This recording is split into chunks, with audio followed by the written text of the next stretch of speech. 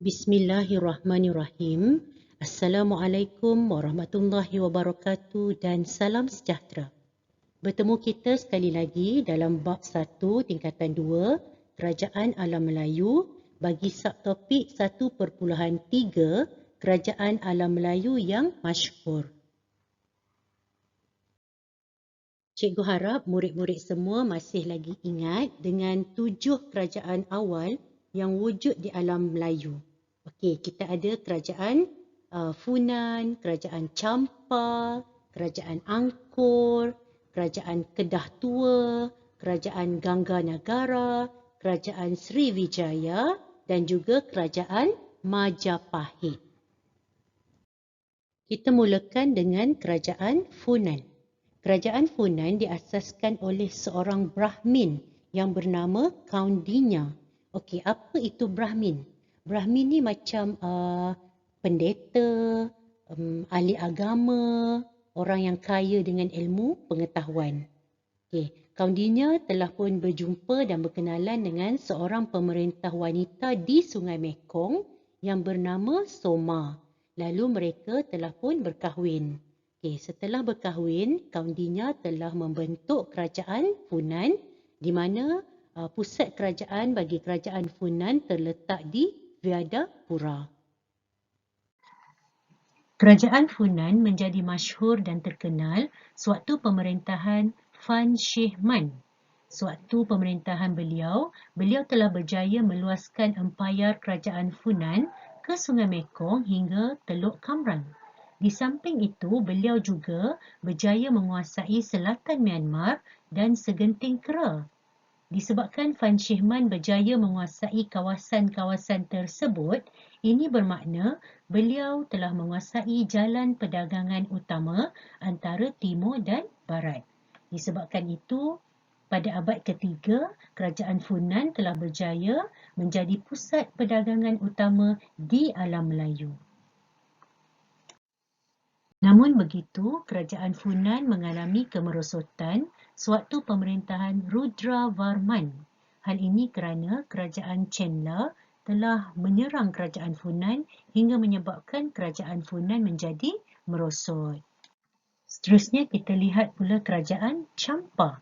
Kerajaan Champa diasaskan pada 192 Masihi oleh Chu Lien. Pusat kerajaan bagi kerajaan Champa terletak di Indrapura. Tapi kerajaan Champa ni selalu diserang oleh tentera daripada Dai Viet. Kerajaan Champa menjadi terkenal sewaktu pemerintahan Che Bong Nga. Beliau telah berjaya melawan ancaman dari tentera-tentera Dai Viet dan terus meluaskan kuasa ke wilayah Dai Viet hingga ke lembah Sungai Merah. Sewaktu beliau menyerang Dai Viet, beliau telah berjaya membunuh pemerintah Dai Viet iaitu Raja Tran Du Tong. Dan kehebatan pemerintahan Che Bong Nga ini telah pun mendapat pengiktirafan daripada dinasti Ming. Okey, bila kerajaan Champa ni merosot? Kerajaan Champa mula merosot apabila pemerintahnya yang bernama Indravarman meninggal dunia pada tahun 1441. Okey, pada ketika ini tentera-tentera Dai Viet telah pun mengambil peluang untuk melancarkan beberapa siri serangan hinggalah mereka berjaya menawan kerajaan Champa pada tahun 1471. So kita dapat lihat bahawa tentera-tentera Dai Viet ni memang tak putus asa, gigih sampai 30 tahun baru dia berjaya menawan Champa. Kita teruskan lagi dengan kerajaan Angkor. Okey, kerajaan Angkor diasaskan oleh Jayavarman II dari Chenla. Okey, ingat lagi tak kerajaan Chenla? Kerajaan Chenla ni yang pernah serang kerajaan Funan dulu sampailah kerajaan Funan merosot. Okey, kita tengok Jayavarman II telah pun berjaya menyatukan wilayah-wilayah di lembah Sungai Mekong dan menjadikan Hariharalaya sebagai pusat kerajaan bagi kerajaan Angkor. Sewaktu pemerintahan Suryavarman II, kerajaan Angkor jadi sangat terkenal. Beliau telah berjaya meluaskan empayar dari lembah Sungai Mekong sampailah ke selatan Myanmar. Bukan itu saja, beliau juga telah berjaya menghalang serangan-serangan dari kerajaan Champa dan juga tentera-tentera Dai Viet. Okey, sewaktu pemerintahan Suryavarman II ini jugalah kerajaan Angkor telah mewujudkan jalinan perdagangan antara pedagang-pedagang tempatan dan pedagang-pedagang dari luar. Kemasyhuran kerajaan Angkor diteruskan lagi apabila Jayavarman VII menjadi pemerintah. Time ni beliau juga telah berjaya meluaskan empayar kerajaan Angkor sampailah ke sempadan Annam. Dan untuk mengukuhkan lagi kuasa beliau, beliau telah membina Angkor Thom. Okey, kalau murid-murid nak tengok Angkor Thom ni, boleh Google, type Angkor Thom Bangkok. Okey, bukan itu sahaja, Jayavarman VII ni juga telah pun membina 102 hospital sewaktu zaman kegemilangan kerajaan Angkor. Namun begitu, apabila Jayavarman VII meninggal dunia, kerajaan Angkor telah pun menjadi merosot dan kerajaan Angkor jadi makin lemah sampailah tahun 1594 apabila Siam menyerang kerajaan Angkor, maka kerajaan Angkor jadi makin lemah. Seterusnya kita lihat pula kepada kerajaan Kedah Tua. Kerajaan Kedah Tua ni muncul apabila masyarakat di Gua Kepah membuat aktiviti perdagangan dengan pedagang-pedagang luar di Sungai Mas. Mula-mula pusat kerajaan bagi kerajaan Kedah Tua terletak di Sungai Mas dan Pangkalan Bujang. Okey, ada juga catatan-catatan dari golongan agama dan pedagang-pedagang dari China, dari India, dari Arab untuk mengukuhkan lagi kewujudan kerajaan Kedah Tua. Okey, kalau kita tengok dalam catatan-catatan tersebut, para pedagang dari China menamakan Kedah Tua sebagai Chieh Cha, manakala pedagang dari India memanggil Kedah Tua sebagai Kataha dan pedagang-pedagang dari Arab menamakan Kedah Tua sebagai Kalah Bar. Kemasyhuran kerajaan Kedah Tua dikaitkan dengan aktiviti perdagangan yang berlaku di Lembah Bujang. Okey, time ni ramai sangat pedagang-pedagang dari timur, dari barat datang ke Kedah Tua untuk menjalankan aktiviti perdagangan dengan pedagang-pedagang dari tempatan dan juga pedagang-pedagang dari luar.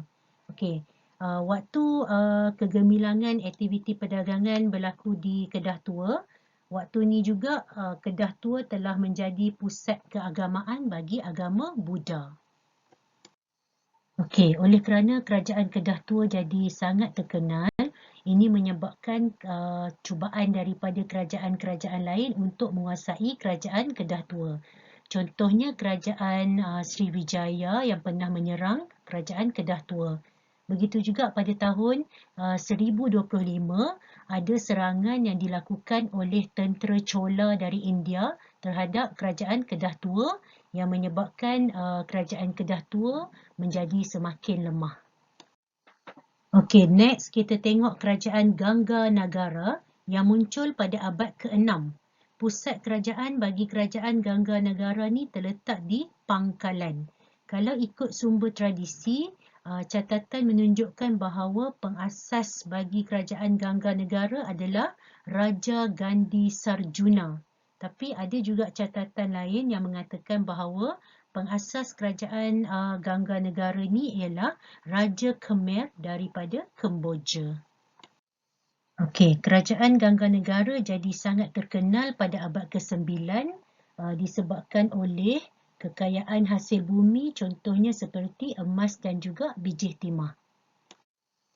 Tahun 1025, tentera Chola dari India turut menyerang kerajaan Gangga Negara, menyebabkan kerajaan Gangga Negara merosot. Kita teruskan lagi dengan kerajaan Sriwijaya. Okey, diasaskan pada tahun 683 Masihi oleh Dapunta Hayang Srijaya Nasa. Okey, beliau telah berjaya mengukuhkan kerajaan Sriwijaya dengan menakluk kawasan Bangka dan juga Taruma. Kerajaan Sriwijaya jadi masyhur pada abad ke-8 waktu pemerintahan Sangra Madananjaya. Okey, banyak kawasan yang ditakluk ketika ni oleh beliau, contohnya macam Sumatera, Selatan Myanmar, Tanah Melayu, Segenting Kera. Okey, bila beliau dah berjaya takluk kawasan-kawasan tersebut, secara automatiknya kerajaan Sriwijaya dah conquer jalan perdagangan. Selat Melaka, Selat Sunda. So, sampailah kerajaan Sriwijaya menguasai perdagangan utama di Alam Melayu.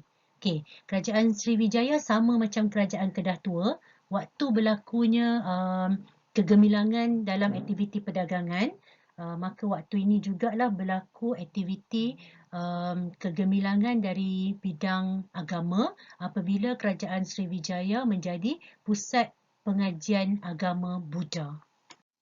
Namun begitu, sama juga seperti beberapa kerajaan alam Melayu yang lain, pada tahun 1025 apabila berlakunya serangan tentera Chola daripada India, maka kerajaan Sriwijaya telah menjadi merosot.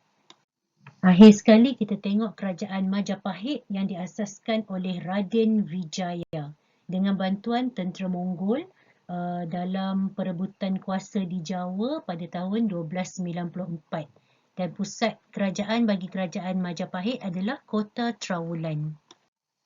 Kerajaan Majapahit jadi sangat terkenal apabila Patih Gajah Mada telah dilantik sebagai Perdana Menteri. Okey, Patih Gajah Mada telah berjaya mengembalikan keamanan dan keselamatan kerajaan Majapahit.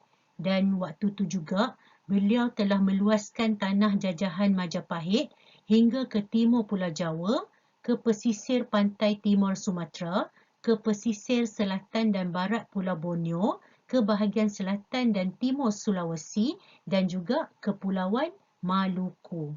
Okey, ini menyebabkan kerajaan Majapahit menjadi pusat perdagangan pada abad ke-14. Namun begitu, apabila Patih Gajah Mada meninggal dunia dan berlaku serangan daripada kerajaan Demak pada tahun 1478 telah menyebabkan kerajaan Majapahit menjadi lemah. Baiklah murid-murid, sekian sahaja untuk kali ini bagi subtopik 1.3 Kerajaan Alam Melayu yang masyhur.